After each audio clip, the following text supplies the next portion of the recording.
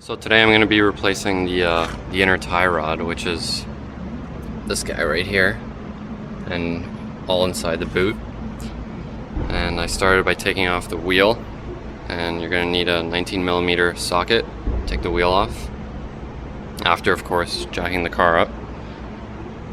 And the first thing you got to do is take out the inner tie rod. So you got to take out this cotter pin or split pin or whatever you want to call it. Then you got to crack this nut and separate it from the knuckle, and then you can crack the adjuster nut here so you can unthread this outer tie rod off the inner tie rod.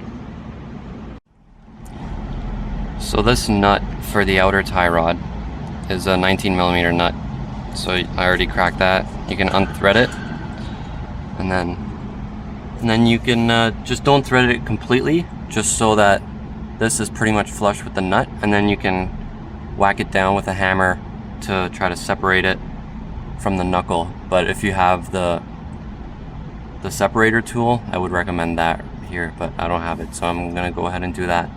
So as you can see, I've just been able to separate this from the knuckle by hammering it down, just like that. And then we can take the nut off and unthread the outer tie rod from the inner tie rod. So the next step is to crack that adjuster nut right there in order to be able to unthread the outer tie rod from the inner tie rod. And in order to do that, I actually left this in here so that it's easier for me to put one wrench on the inner tie rod to hold it and crack the adjuster nut. So I'm going to go ahead and do that. The adjuster nut, you're going to put a 19mm, this is a 19mm wrench on the outer tie rod. It's got two flats on either side. And then the actual adjuster nut is a 24, you're going to need a 24mm wrench. And then you're going to hold with the 19 and then crack the adjuster nut. So if you're looking at it this way, to loosen it, you'd be turning it clockwise. So I've just cracked the nut. You can't move it with my hand, but anyway. Now there's a couple of ways of going about this, because this is going to throw your alignment off regardless of how accurately you do it. But you can either count the number of rotations it takes to remove the outer tie rod from the inner tie rod, and then remember that when you're installing the new one. Or you can measure the distance between, let's say, two reference points, one being this side of the adjuster nut, and let's say either here or to the boot.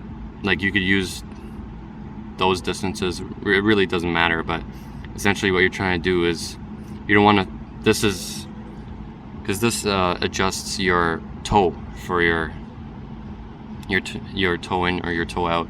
So what you're trying to do is keep it the same, essentially, but regardless, you're gonna have to do an alignment. You're gonna have to get an alignment done after this repair.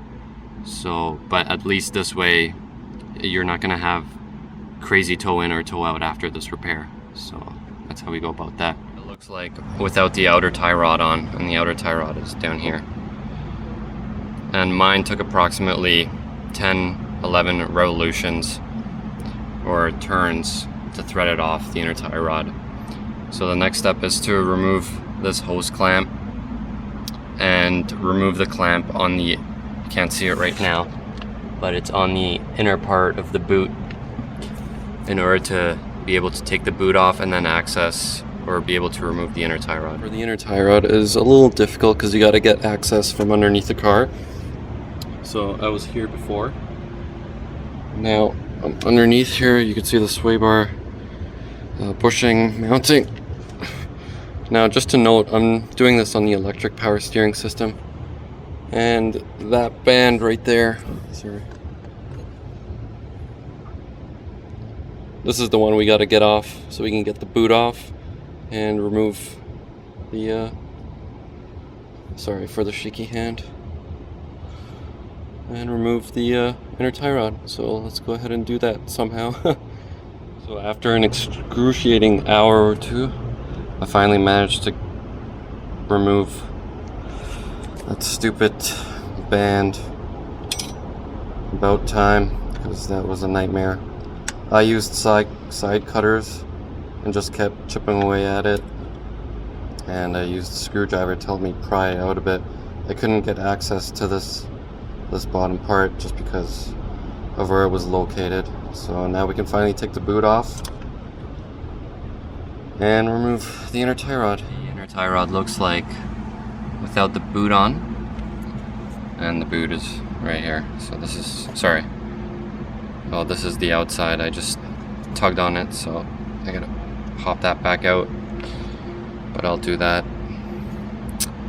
And then we're gonna have to get a wrench. There's gonna be 2 flats on either side. You're gonna have to get a wrench on that and unscrew it counterclockwise. Now I've just done a step that I probably should have done since the beginning. Since I'm replacing the right tie rod, I turned the steering wheel. First I jacked up the car, obviously. Then I turned the steering wheel all the way to the left, which would push this tie rod out as far as it can to give you the easiest access. And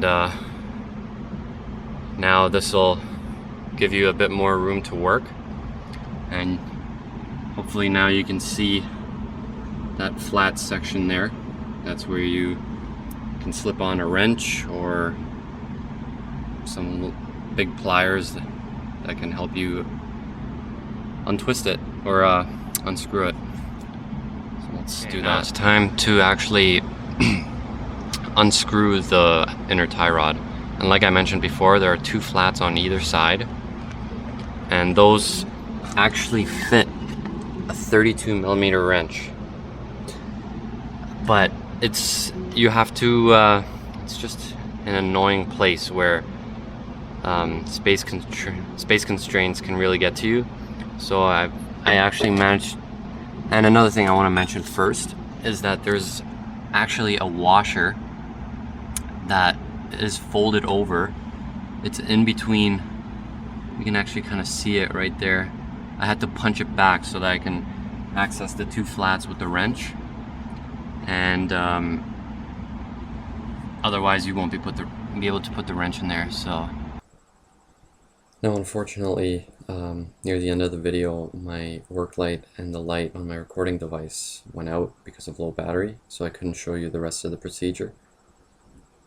And there was one thing I forgot to mention, which is the washer that is on the threaded side, the side of the inner tie rod that threads into the steering rack. There is a washer that you're probably going to have to chip off the 2 flats where the 32mm wrench will slip onto, otherwise you won't be able to get the wrench on. And just to note that the new inner tie rod should come with a new washer, and it'll have to be folded over just like the old one was onto the 2 flats once you have finished fastening it onto the steering rack.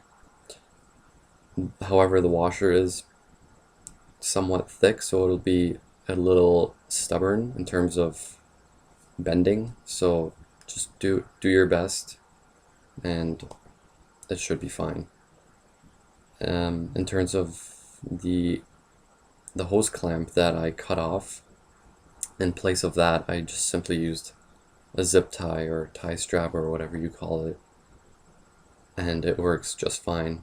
And of course the outer boot clamp you can just reuse, and just with some pliers. So anyway, hopefully that's everything else is just the reverse order of this assembly, and you should be good to go. Just make sure to get an alignment done afterwards. Anyway, hope this helped. Thanks for watching.